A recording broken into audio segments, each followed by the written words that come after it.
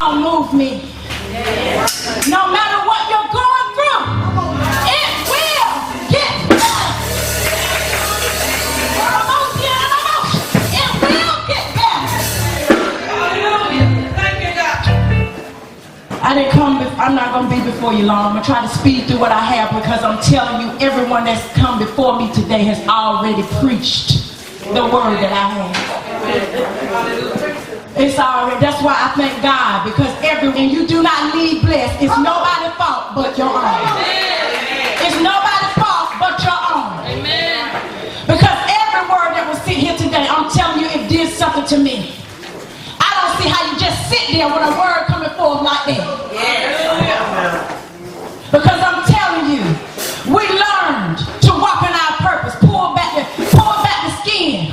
Get down to the real deal. Be raw. We learn no matter where we're at to walk in integrity, to keep our integrity. We learn to forgive. Because if you don't forgive, you put your own self in prison. And we learn how to change our own atmosphere.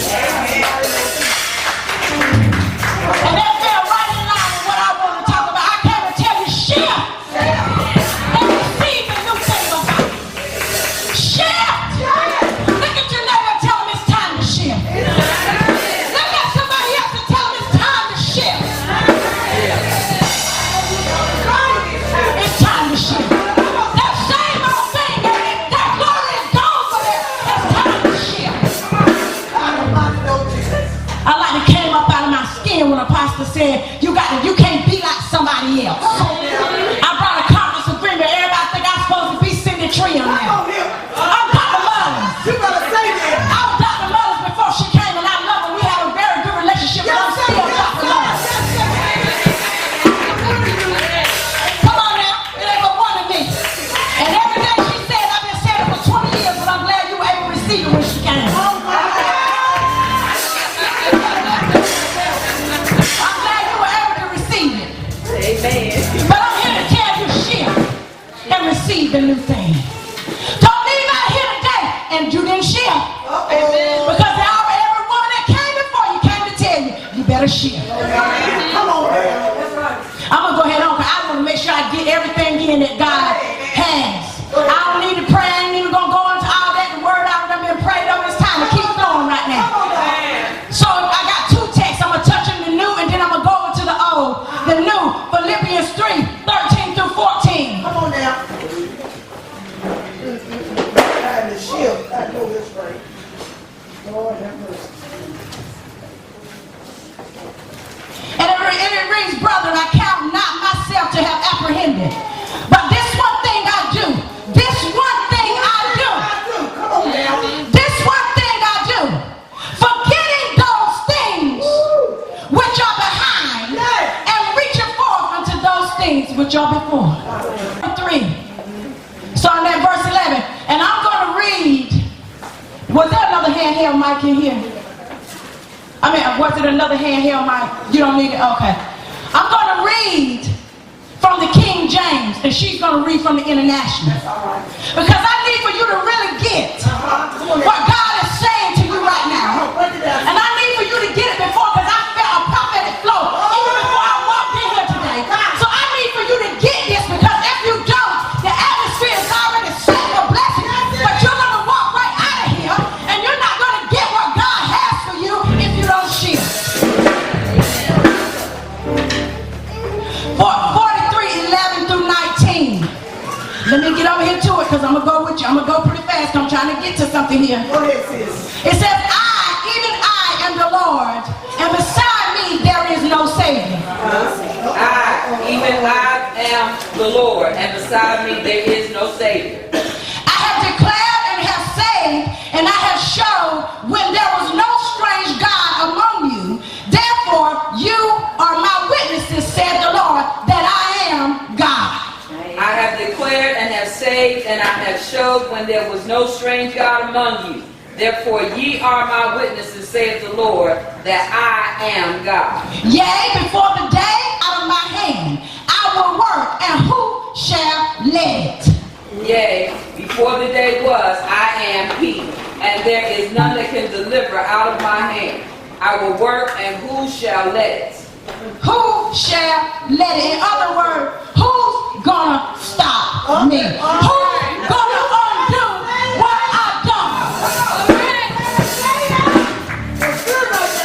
Okay? Thus said the Lord your Redeemer, the Holy One of Israel, for your sake I have sent to Babylon and have brought down all of their nobles and the Chaldeans whose cry is in the ships. Thus saith the Lord your Redeemer, the Holy One of Israel, for your sake I have sent to Babylon and have brought down all their nobles and the Chaldeans whose cry is in the ships. You're reading the International, you're reading the King James from there. It's broken down in two ways. Make sure you're catching the New International Version of what I'm reading. I'm going to keep going. I am the Lord your Holy One, the Creator of Israel, your King. Go ahead. I am the Lord your Holy One, the Creator of Israel, your King. Thus said the Lord, which maketh the way in the sea and a path in the mighty waters. Thus saith the Lord, which maketh the way in the sea and a path in the mighty waters. Which brought forth the chariot and horse, the army, the power. They shall not rise. They are extinct. They are quenched and as tongue. Don't read yet. I want to say this. He said, because I don't want you to miss this part. He said, remember when I parted the Red Sea? Remember when I brought you out? He just reminding you of what was, right? Tell you how powerful he was. And Apostle Paige touched on it when she said, I forgot who God was and where he brought me from. And I should remember that, because had I remembered it back in February, I would be in August still dealing with what I'm doing. That's what I'm talking about. Yeah. Stop right here. You know, okay, and then 18 says, remember ye not the former things, neither consider the things of old. God said, yeah, I did all of it. Oh my God. Yeah, I did. Yeah. I moved like that in 1971. Come on. I moved like that in 1981. Yeah, I did all of that for you in 1993. As a matter of fact, I moved mightily in your life in 2007. Come on now. But what did the next verse say? Read it. Behold, I will do a new thing. Oh, Now it shall spring forth. Shall ye not know it? Okay, check this out. He said, now I will do a new thing. that's what he's saying now. Now check this out. Now, right now, this very second, in this conference, where you're sitting at, you're not going to have to go back home. You're not going to have to get in your car. You're not going to have to go and get somebody on the prayer line. You're not going to have to go call somebody. You're not going to have to go get in your prayer closet. He said, right here, right now, right there, I'm about to do a new thing.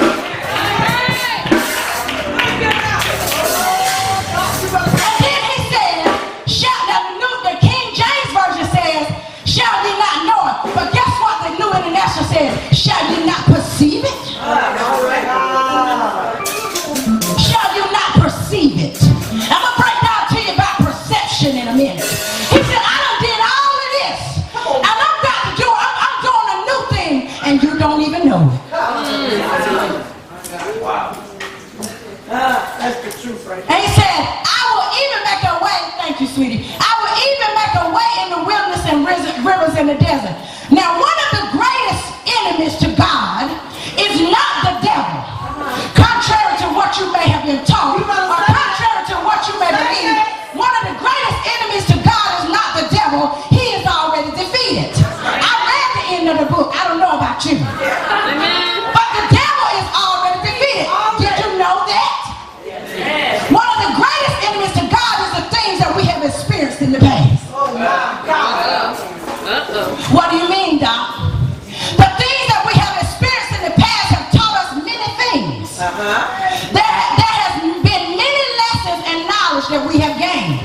We have learned from the past, whether good or bad. Each lesson has brought us right where we are today. Can we agree?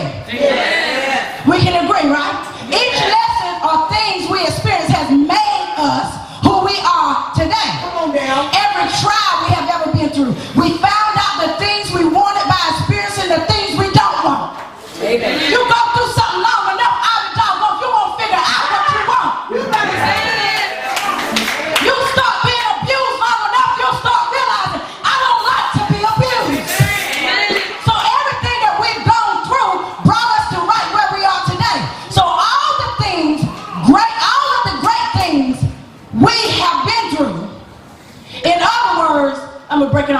really simple. All things have worked together for our good. Everything has worked together for our good. But look at your neighbor and say, but. Look at somebody else and say, but. Along with those lessons comes what we like to call overcoming. Coming out. Breakthroughs. Or for some of us, after we have suffered a while, we call it deliverance. We call it deliverance. You can call it whatever you want to call it. Either way, we came out. Either way, we came out. Look at your neighbor and tell him, he brought us out. He brought us out. Look at somebody else and say, he brought us out. He brought us out. Now, in coming through our situation, stay with me, because I don't want you to miss this shift. I don't want you to miss it. Now, in coming through our situation, many of us are led to pray, some to meditate, some to fast, and some to plant seeds. Amen. Like the woman of God said, I never did it before, but I was led on that day, and something moved in me, and I didn't have no money left, but something inspired me. The Spirit of God moved upon me, and I planted a seed, and the very next day, somebody gave me $2,500. Amen. Come on now. So either way, there are various ways we operated, and it may not have been the same for all of us. But one thing about it, we did whatever we knew to do to stay right there until we got our breakthrough. But look at somebody and say, but. Look at somebody else and tell them, but. In doing that thing that we learned, in going through the things that we've gone through, in doing that, we learn behaviors and patterns. This is what Apostle was talking about. That's why I was standing up. We learn behavior and patterns, and we formulate opinions through our various experience on how God will move. We started going to church when we were young, and the church people told us, this is how you get the Holy Ghost. And if we don't see you speaking in tongues, you don't have no Holy Ghost. We learned that when you come in church, you got to sing 2 praise songs and 2 worship songs to be considered a good praise team. We learned when you start preaching, you got to exercise the chest tax a certain way, or you ain't really no preacher. We learned that when you come to church, you have to wear things a certain way, till you ain't Holy Ghost filled, and you ain't fire baptized. We learned behavior by the patterns and things we went through. We also, check this out, how God has always moved. We learn how God has always moved in our lives. So guess what we do? We go back to the same thing that God has always done. Amen. And we're thinking in our mind that because God has always done it this way, for me, he has to do it the same way. In other words, we tend to put God in this box on what he has done. And oftentimes, we get stuck on the way he has moved. The way we are used to him moving. We begin to place God in this box, in a little box at that. We begin to place God in a little box at that, brother. I mean a little one. I mean one so little we are crying because we don't even believe God for a little $80 cell phone bill. That's what kind of box we don't put God in. We begin to almost try to be God. I'm going to talk about me. We almost try to become God because we think we have it all figured out. We think we have it all figured out because we think we know how God is going to move this time. We think we know how he's going to fix the situation. And matter of fact, we get on the phone and get right, Bo, I already know how God going to work this out, girl. I'm telling you. I'm going to get up tomorrow and I'm going to go down to such and such, and this going to happen and that's going to happen. I already got it all figured out. You don't call your sister. You don't call your brother. You don't call your uncle. You don't call your pastor. You telling everybody how God is going to move. Well, I got a little announcement to make. I have a little announcement to make, and just in case you do not know, the how-tos is not your job. That's why you don't have no peace at night, because you're still trying to be God. Shift. You're trying to be God. You're trying to figure out the how-tos when that's not your job. That's why you're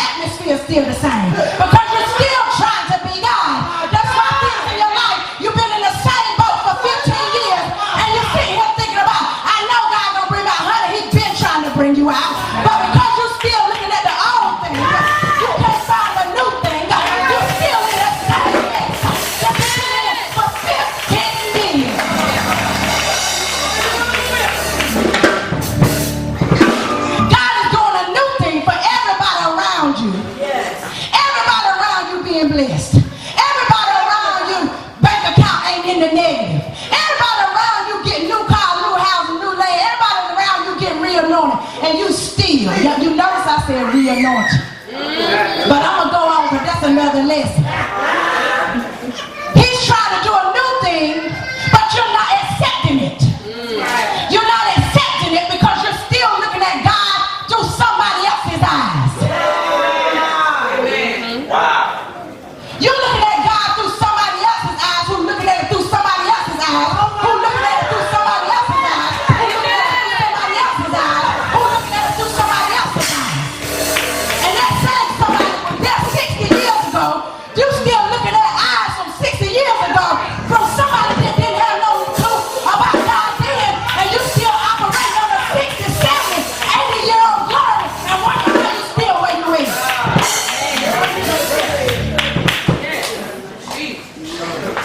God is doing a new thing for everybody, but you can't accept it. You can't perceive it.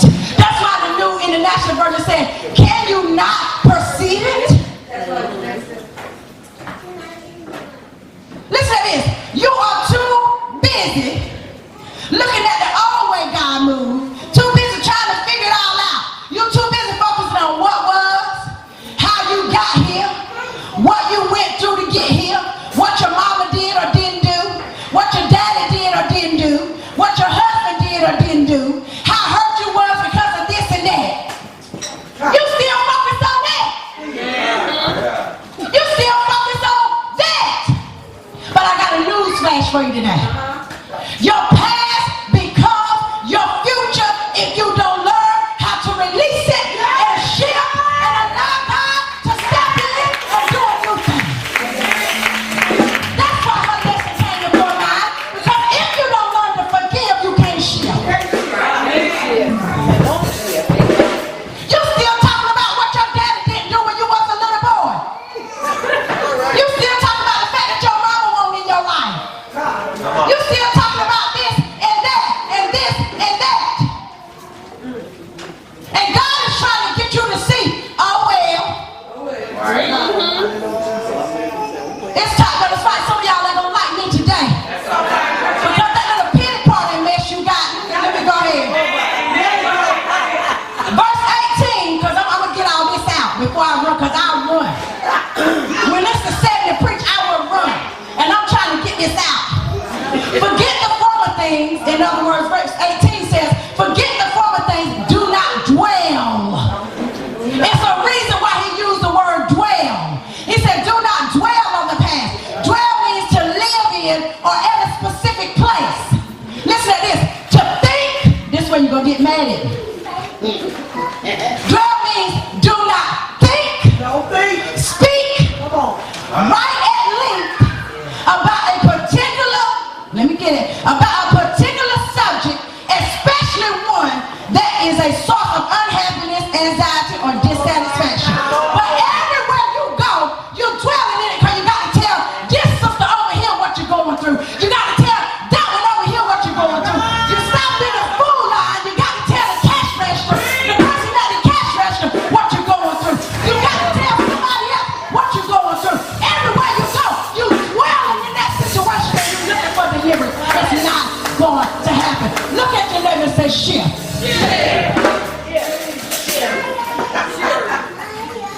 Everywhere you go, you got to tell somebody. Every time something comes up, you got to tell somebody. You just can't hush your mouth about your problems. You just can't hush. I know you're talking right. Now understanding that the Bible says, and I'm going to give you this nugget, that like Jesus said in Matthew, I give you the keys to the kingdom. And whatsoever you bound on earth shall be bound in heaven. And whatsoever you loose on earth. So every time you run into somebody, you loosen all that mess right back in your life because you won't hush your mouth. Just hush. Look at somebody and say, hush.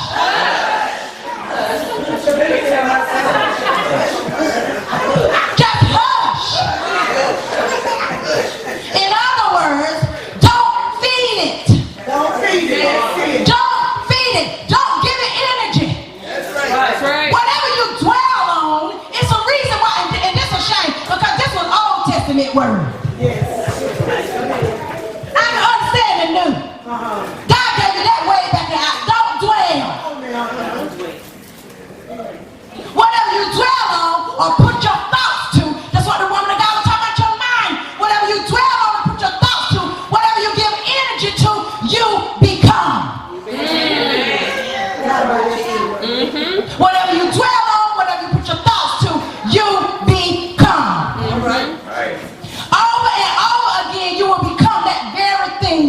don't want, because you will not take your mouth off of it. Over and over and over again, it repeats itself. Over and over and over again. Some of y'all don't have a devil problem, you have a you problem.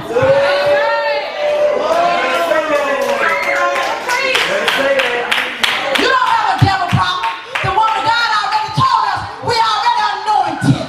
We don't have a devil problem. She told you already anointed. When you woke up this morning, you was anointed. The devil was already defeated. When you woke up, he ain't your problem. You are your problem.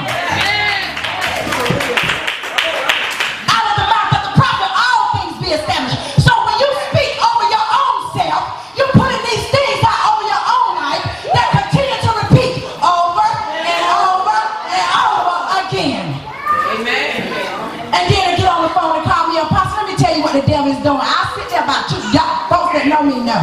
I'm going to give you a time to listen and talk about it one good time. I'm going to give you a chance to get it out. I am. But after about that second time you call me, I'm going to say, okay. Now, if you think I'm about to be a spiritual garbage can, you got the wrong one. So what we going to do about this thing that you're saying that's tearing you all to pieces? What are we going to do about it? Are we going to keep talking about it and therefore recreating it?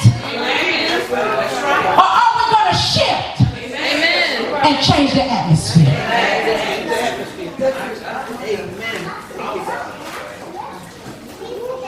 So anything you give energy to, you become it over and over and over again.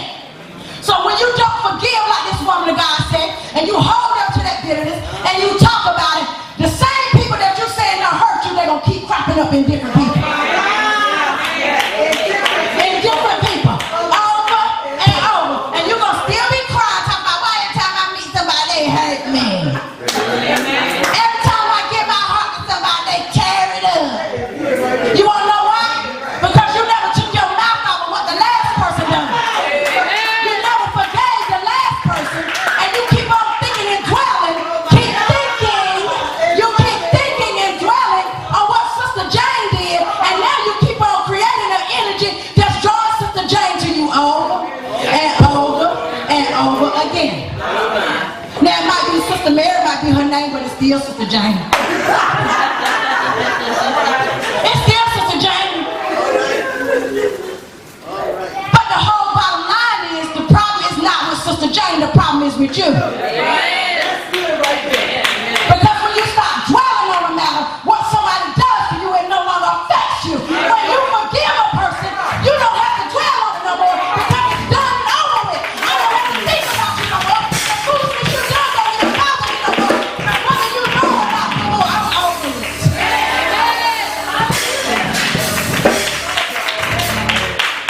So I stop by to tell you something. Stop dwelling on things of the past. Until you can forgive. That's why I said, good God Almighty, God, you knew what you were doing today. Until you can forgive and let go. Somebody bring me 2 chairs up here. 2 empty chairs, that chair and that chair. Bring one right there, sit right there, one right there. I'm getting ready to get somewhere in a second. I'm going fast today. Y'all know I usually try to go slow, but I know we're on time. Now check this out. So as a man, the Bible tells us, as a man thinking in his heart or his spirit, that's what the woman of God was talking about. As a man thinketh in his spirit, so is he. So when you dwell on how nasty somebody is, and Sister so-and-so get on my nerves, and she just as nasty she can be, you know what? That nastiness in you. Okay. Come on up. It's all right. Come on. Go ahead. Do y'all hear me, birds? Because you can't bring nothing to you, or attract nothing to you, or draw something to you that's not already in you. That's why some people don't mess with you, because they feel you a certain kind of way. But the reason why you keep drawing a bunch of foolishness to you, because your atmosphere is still the same, and you still got a bunch of garbage in you, and that's what you keep attracting to you over and over and over.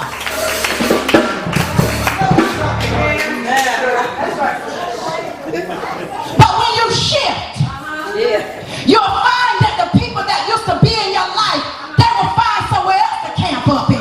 You will find that the people, when you shift and your atmosphere change, you will find that the people that used to get on your nerves, they don't even exist in your world no more. You only have people in your circle that can empower you. What's wrong with you anyway, dealing up with a bunch of foolishness every day, talking about somebody getting on your nerve? It's in you, that's why you keep dealing with it. You love all that foolishness and that backbiting and all that running up and down the road acting crazy. You love it, that's why. That's right. But when you get like a prophet said, you start realizing that your circle is influencing your life, you put all that foolishness out. Look at your neighbor and tell him shift. And receive the new thing. Look at your neighbor and tell him accept the new thing.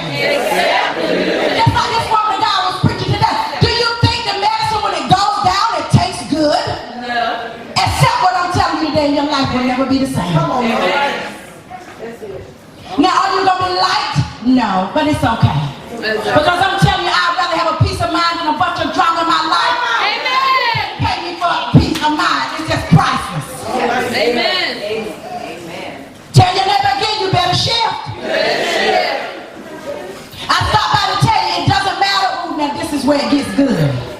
I want you to get this. It doesn't matter. I stopped by to tell you, it doesn't matter where you came from. It only matters where you are right now. Because the Bible just told us, God just told us, right now, I'm doing a new thing. Amen. So if you didn't embrace the word that was sent before me, of every one of these women, and first of all deciding right now where you sit that you're going to forgive and release, you're going to miss the new thing. You're going to miss it. God is not interested in what you've been through. Come on. Oh Lord, have mercy. I'm about to get in trouble.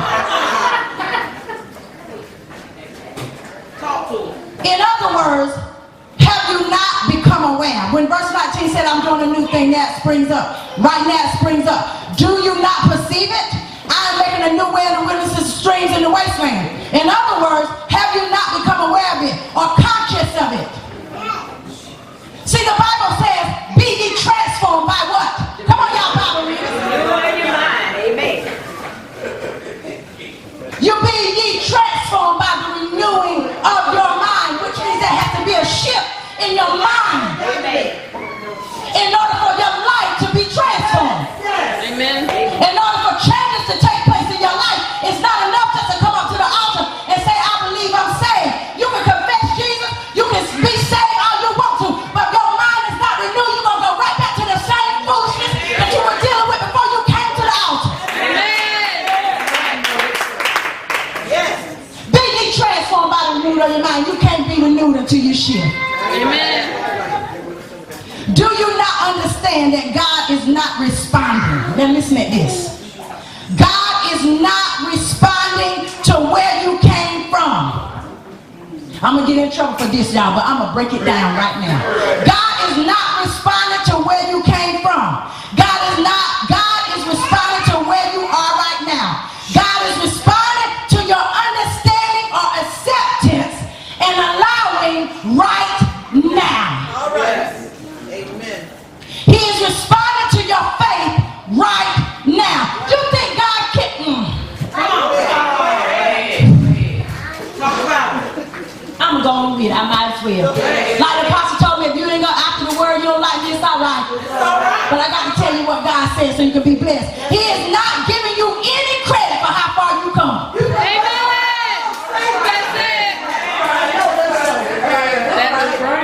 hear what I said?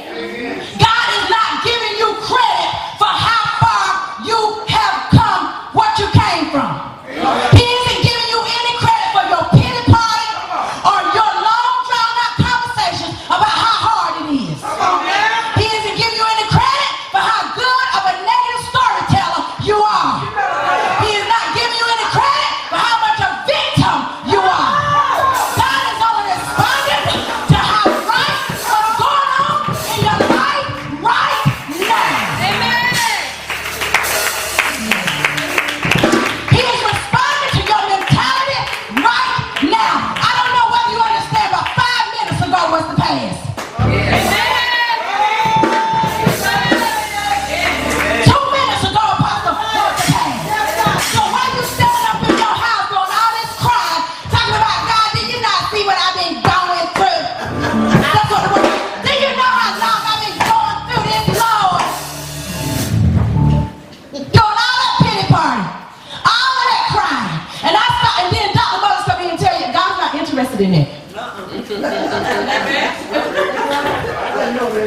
Lord have mercy. Y'all didn't invite me back.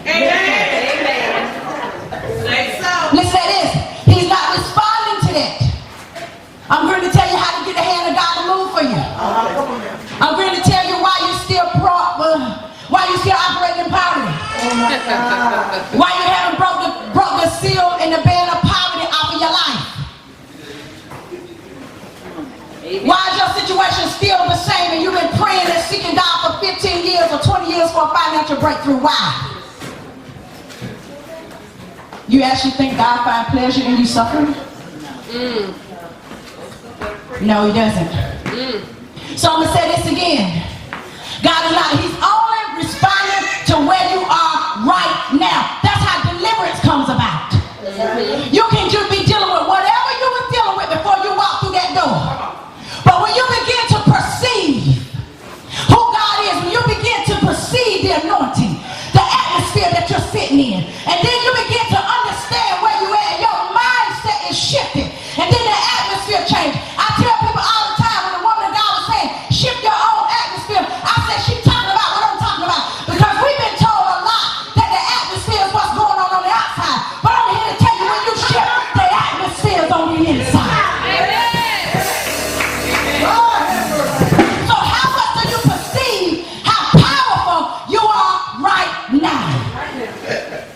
How much do you perceive how powerful you are right now? What do you know? What do you know? That's why I said we were all in the same word. What do you know? How much do you feel right now that you know who God is? I'm not talking about what you went through last week. God is not interested in that.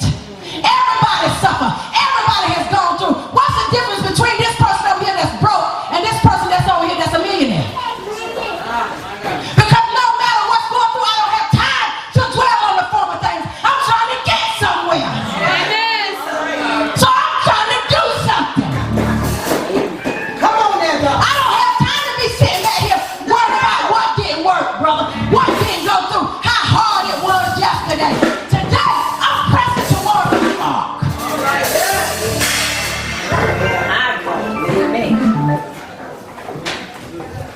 So when you understand that God is not responding to what you've gone through, you'll stop your pity party and you'll stop calling sister so-and-so thinking she want to hear about it. Oh my God.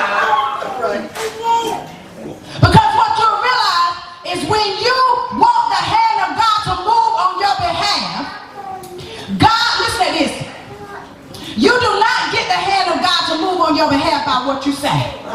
Let me tell you something. I want to tear this down a minute. Y'all trust me, I operate in the prophetic, so I'm going to tear it down. Just a minute. Now don't get me wrong, there's nothing wrong with affirmations. Come on. We've been taught to affirm, right? We've been taught to affirm. What you speak out of your mouth, which I just said, you have keys to the kingdom. Whatsoever you say, whatsoever you bind, whatever you loose. But you know where you do that loosing and binding that? It's in the mind. Amen.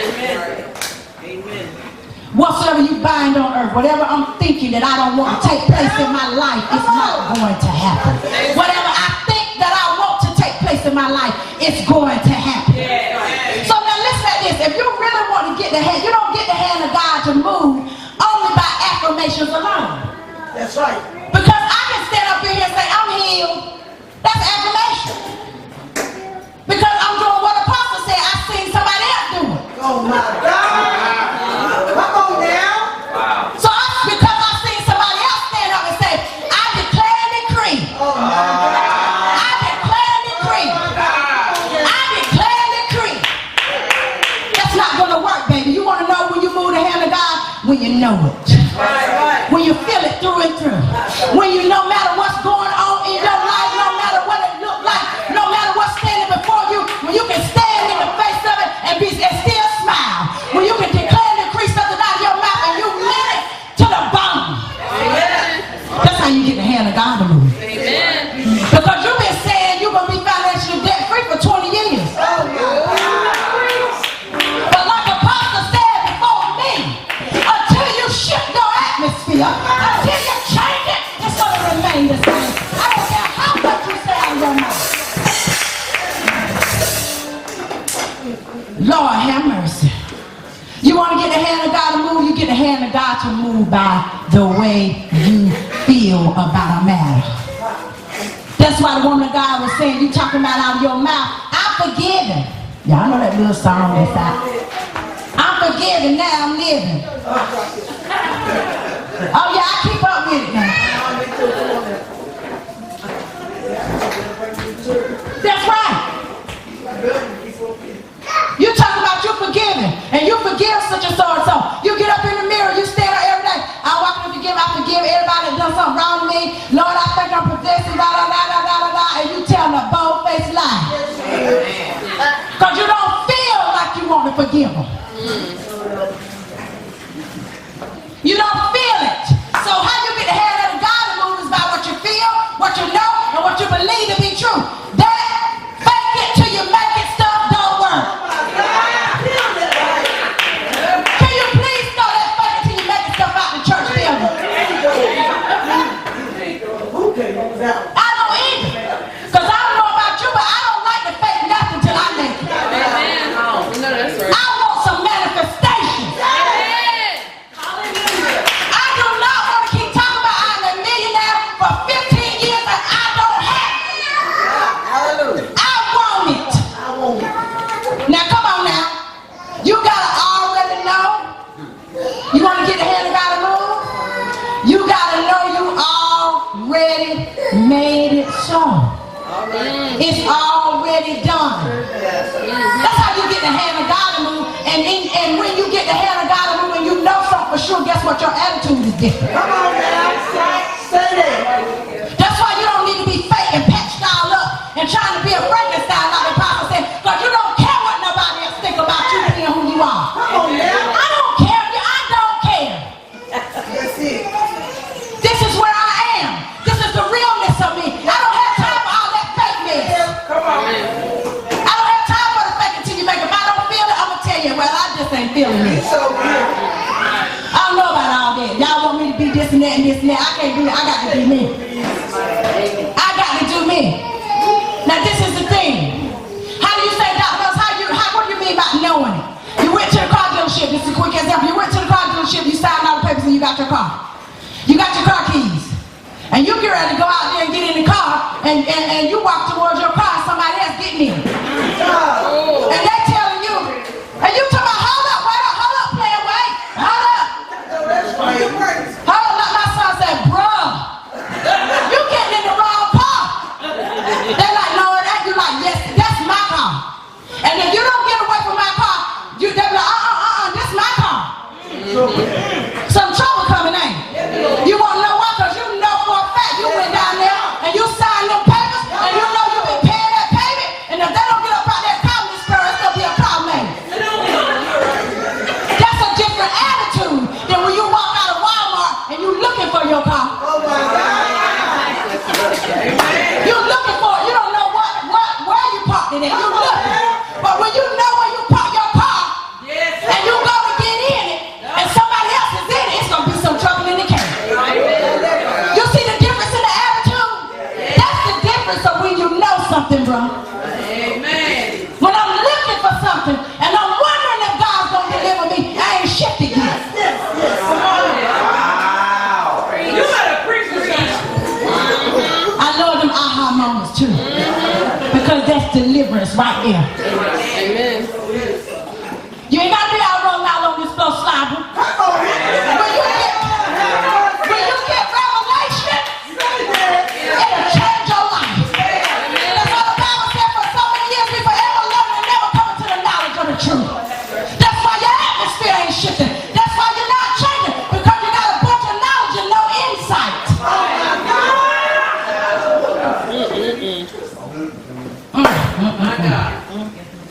Boy, I got to give this other example, then I'm wrapping it up. I'm almost done. When you came in here to sit down in these chairs, you did not question whether or not the chair you sat in was going to hold you up, did you? No. You didn't question it. You just came right in here and found a seat and sat down, didn't you? Now listen at this. You sat down with confidence and with faith because you knew what that chair was created for. You knew what the chair was created to do. So you found your seat You found your seat, didn't you, Miss Pearl? You sat in your seat. I love Miss Pearl. And Miss Bertha. So they don't pay me no mind when I call their names out. So you know what the chair was created to do. So you came in, looked, and you sat down. It was built to hold you up. I'm going somewhere with this. Y'all better don't miss. You better catch it. It was built to help hold you up. You know the chair's purpose. And you found your chair and you sat in it with confidence. I didn't see not one person in here turn that chair upside down. I didn't see one person checking the screws in that chair. I didn't see one person checking the legs to see how strong it was. You sat down in the chair and you sat there because you know that that chair was sturdy in your mind. You see the difference? You know that that chair was going to hold you up, so you sat in it. So how do you feel about the chair? How you feel about that chair? It's pretty comfortable, right? And unless it start hurting your bones, you all right sitting in it, ain't you? You're comfortable with the chair. Now I got two chairs out here for a reason. I want somebody that I can use, for an example, they ain't gonna get mad when I get done showing this, to come sit in the chair. Somebody, anybody, it don't matter. Come on, Pastor. Come on. I can use you too, brother. I need you to stand behind the chair because you're going to be God. Now, come on. So stand behind her chair. I want to make sure it don't tip over. So this the chair over here, and this another chair over here. I want y'all to get this.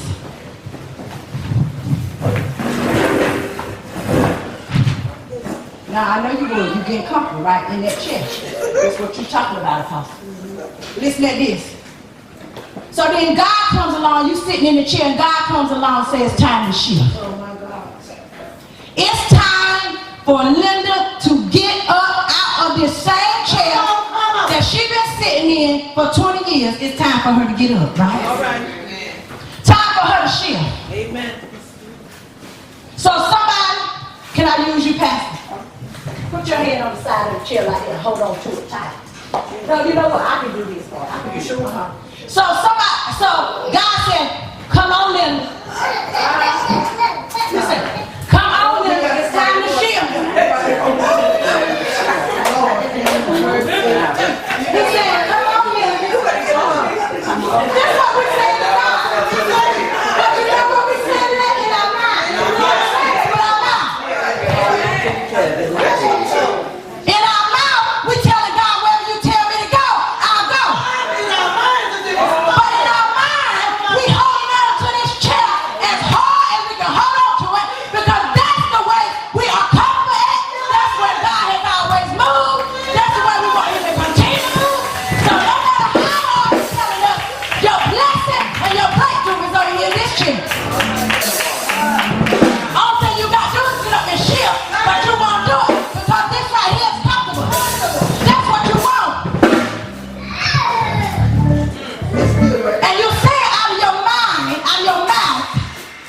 God gonna bless me. I'm going to move. I'm going to go to the next level. No, you're not, because when God comes to you and says it's time to shift, you do just like this. You sit right there. That's how you be looking at God in your mind.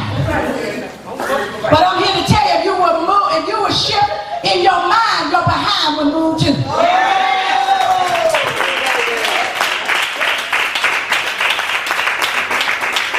Then God comes along and says, it's time to shift. It's time to do a new thing. It's time to make new relationships, what the apostle said. It's time to cut some folks out. It's time to open up a new business. It's time to move to another position in life, and you refuse to get up and let go because it's comfortable. This is what I've always done. This is the way it's always been. God said I'm doing a new thing, which means forget the former things, and it's time for a new chair. That chair right here, now this is if I want to use for this brother, he God. Okay? I know you know. Okay. He's the man. Now can I get two other people? Just two. Can you come now, Pastor? Stand behind him. These two people, the angels of God. You stiff, because you're real good at being stiff-necked right now. Give me one other person. Can you come behind him?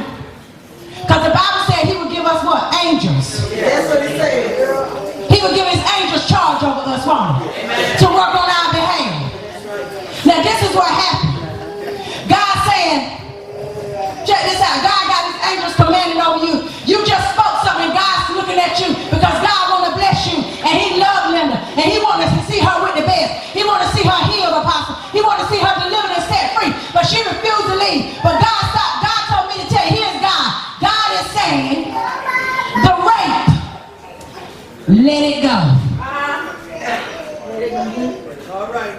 Now every time I call out something, I want God and the angels to say, let it go. That's what the woman of God was trying to tell you before. What you're going through, you can't get through it because you still refuse to let it go. You won't forgive, you won't let it go. I'm here to tell you, the rape. Let it go. Let it go, that's right, let it go.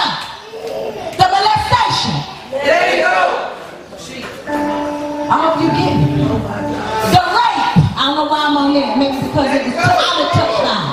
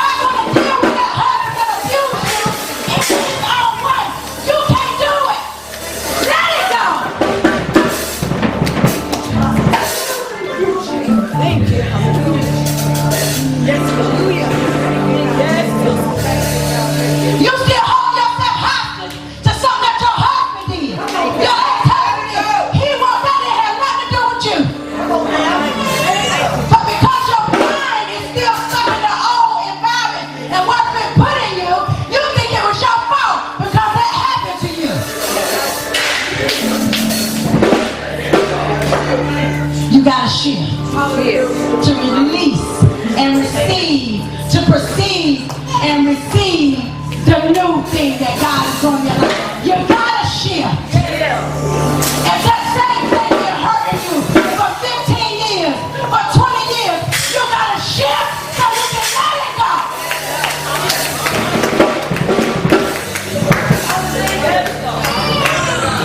I feel the power of God. I'm trying to get through. I'm going to you don't have no faith. Hold on to the chair again. I know God dealing with you. God need you to get up. I might need to get somebody else. Y'all get up and go get your what God got for you. Somebody else come sit in the chair. Go get your breakthrough. Somebody else come sit in the chair and you. Somebody else. Come on, come quick. I don't care who it is. I don't care who it is. Hold on to the chair, baby. Hold on to the chair. You know why you can't shift and get deliverance from that thing that crushed you? You're looking at somebody that's been through a lot. You can't shift because you don't have the confidence to let go of the chair. Because see, even though that pain is killing you and it's breaking you down, you don't know how to let it go. You've been holding on to it so long till it's comfortable. Only thing you got to do is ask somebody to pull the strings. Pull the strings. Help me pull the strings. I don't know how to fix it. I don't know how to fix everything. I don't know how to do it. Help me.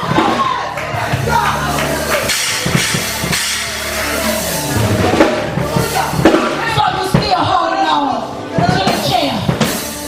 But when you get confidence in God, when you get confidence, and you know that in order to be delivered, I got to count all my kids upon God. And you'll get a new chair. And the whole, all things will become new. Everything in your life will begin to change. The money that you were waiting on will come to you when you shift. The husband you've been waiting on will come to you when you shift. The job you've been waiting on will come to you when you shift. The friends you've been waiting on will come to you when you shift.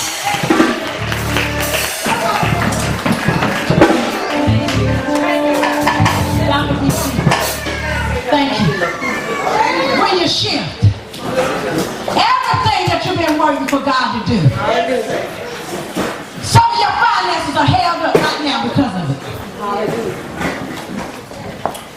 Because you're still giving off a signal to God that I don't trust you. Oh my God. I don't believe you. I don't trust that you can heal me of this thing. Like the woman of God said, didn't you see what they did to me?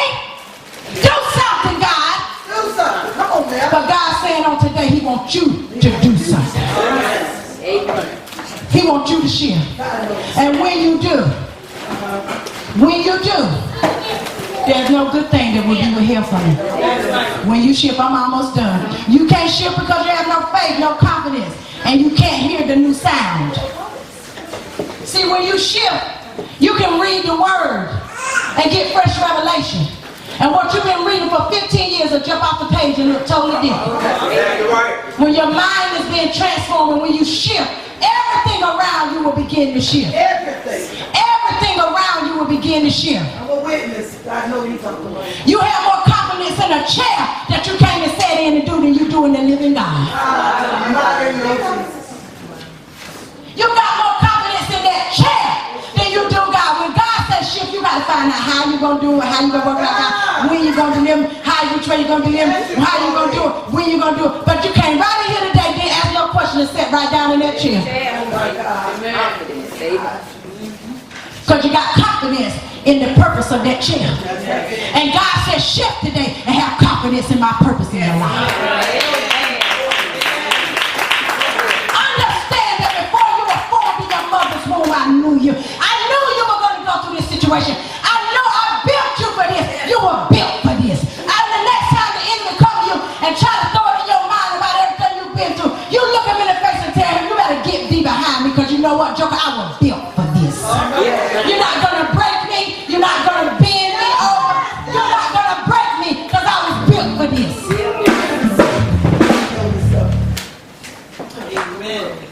And I'm almost done. But this is why you are still where you are 15 years ago, 10 years ago, 5 years ago, 2 years ago, a year ago, because you're looking for God in all the wrong places. All right. You're looking for God over here on how Apostle Page operates. God, Jesus. And God over here saying, but Dr. Moses, you over here, you don't operate like this. That's right. That's not your anointing. Your anointing over here. The new blessing for you is over here in this chair. But you still getting up going to the old chair. Come on now. I told you to start that business 2 years ago, but you still going to that same job. But you want to ask me why you ain't delivered. I sent a word to you 2 years ago to do this, but you didn't do it because you got fear. You don't have no confidence in me. You got more confidence in that chair you sitting on than me. That's why you still sitting in that same chair. All right.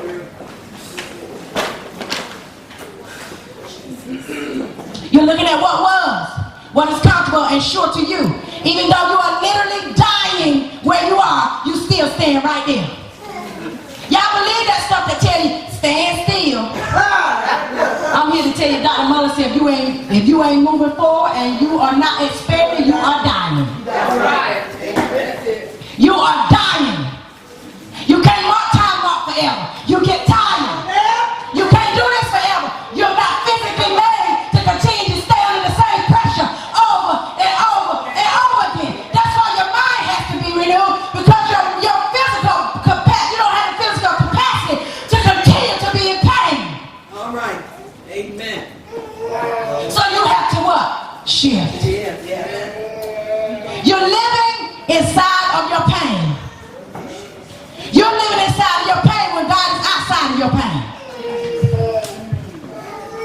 That's what Apostle meant when she said, if I would have remembered the way God operated before, I would have lived outside of what I was looking at, and I would have been delivered.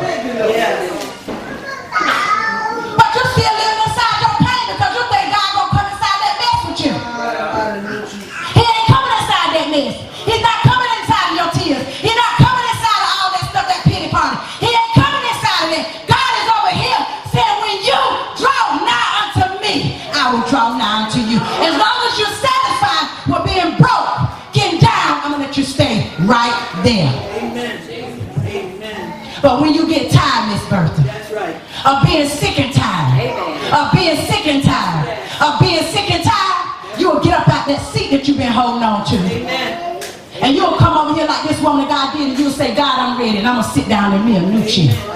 Because this right here over here is not working for me anymore. All right. I had used proper English then, Miss Bertha. You know, I chastised you. But if it was me being Ebonics, it ain't doing it no more. Come on now. I know that's right. So you're living inside your pain. God is outside of your pain, circumstance, situation.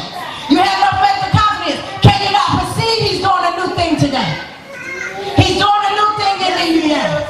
You cannot continue sitting in the same old chair. You cannot move. Then check this out before I close. Get this if you don't get nothing else I said today. You cannot move without unless you do the work within. Yes, God. Did you hear what I said? You cannot move without until you do the work within. When you do the work within, see, you don't understand why some of you, I see financial prosperity all over some of y'all. But the reason you are still bound is because you are still holding on to things of the past, and some of those things of the past have you in prison, physically and financially and spiritually. Amen. When you let it go, new life will flow to you.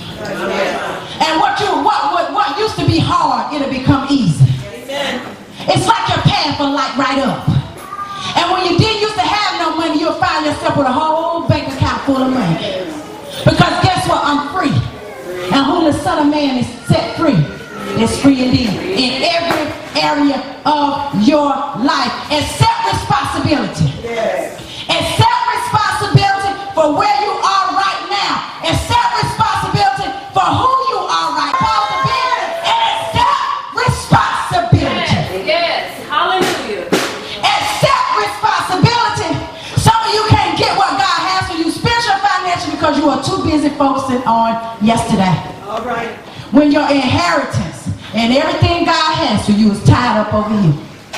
In the now. In the now. Your inheritance is in the now. It's not in what you went through. It's not in the past. You can cry all day long and that past is still what? The past. That past is still the past. So shift. Perceptions, everything is all in how you see a thing. When you perceive and receive a new thing, you can accept total life transformation. You will see newness in every area of your life. Let go of the past. Tell your neighbor, say, shift. And receive the new thing. Stand on your feet all over this place. Shift and receive the new thing. Shift and receive the new thing. How many of y'all ready for your finances to be broken free?